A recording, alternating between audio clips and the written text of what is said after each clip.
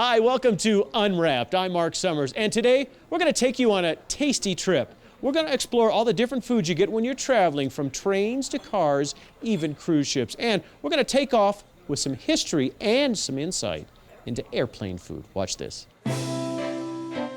The art of airline cuisine is food for thought in this college classroom. Flight kitchens produce a very large number of meals, thousands of meals each day, and they feed hundreds of passengers on each aircraft. At England's University of Surrey, Professor Peter Jones teaches the world's only course on in-flight catering. You're traveling in a metal tube 6 miles above the ground at about 400 miles an hour. That creates some real challenges with regards to the service of food and the preparation of food and so forth. Food service has been sky high since the very first flights. Certainly on the Zeppelins before the First World War, they were serving champagne to the passengers and food. But food on early prop planes didn't always agree with travelers. In the early days of passenger travel in the 1930s, they reckoned about 1 in 4 passengers would be ill. And in fact, the very first stewardesses, their career was actually as nurses. They were trained nurses. But the bumpy flights, not the food, was to blame. In fact, special care is taken to make sure airline catering is just right. The food is prepared in exactly the same way as it would be in a restaurant, but it's not fully cooked on the ground. Before it's fully cooked, it is chilled and kept chilled until it's required on the aircraft. And then on the aircraft, when it's reheated, it also continues to cook a little more, so that by the time the cabin crew come to serve it, it is actually at the stage it should be, just for service. In flight, water boils at a lower temperature than normal, so the airlines designed special coffee to brew in the air. And in the late 1950s, with the advent of the jet age, meals were served in fancy courses and on china plates. Yet there is a very real reason why airline food eaten at 5,000 feet above sea level doesn't always seem to taste as good as food on the ground. It's very low humidity on an aircraft, and therefore passengers dehydrate. And dehydration also affects taste and smell. And again, that influences people's perception of food when they're flying in aircraft. So is the bad airplane food stereotype fact or fiction? I think you can see that people generally like it from the proportion of people that eat the food when it's served to them.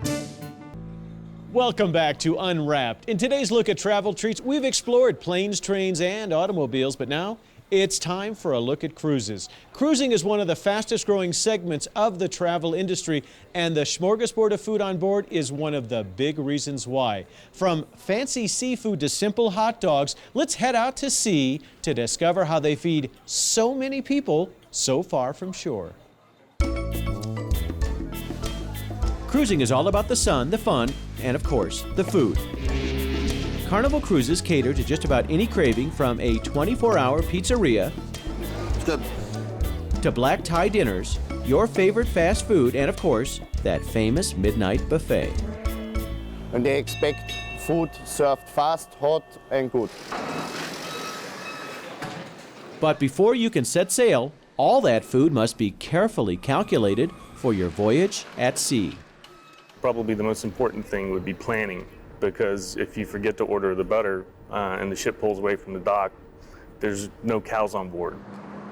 In Miami, Carnival's fascination is being loaded for a 3-day cruise.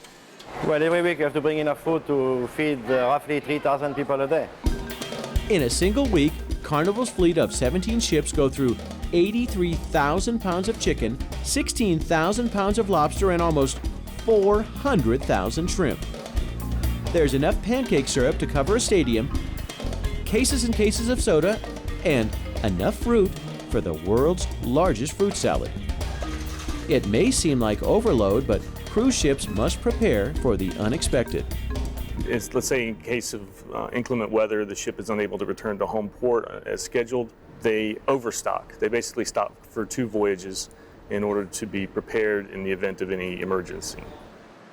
All those tasty tidbits get stacked in the ship's belly for storage. Separate refrigerators keep everything organized. Workers also wash and chop food on this deck before it's sent to the galley. It's technically called the marshalling area, but the crew has another name for this bustling thoroughfare.